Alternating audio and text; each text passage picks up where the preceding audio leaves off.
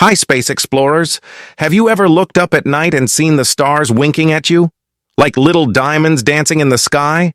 It's magical. But I have a massive secret for you. Stars do not actually twinkle.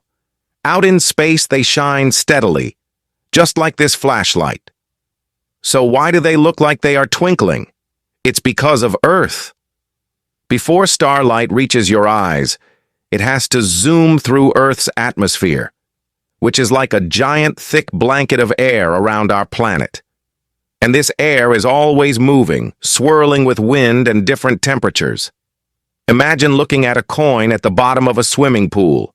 It looks wobbly because the water is moving over it, right? The air does the exact same thing.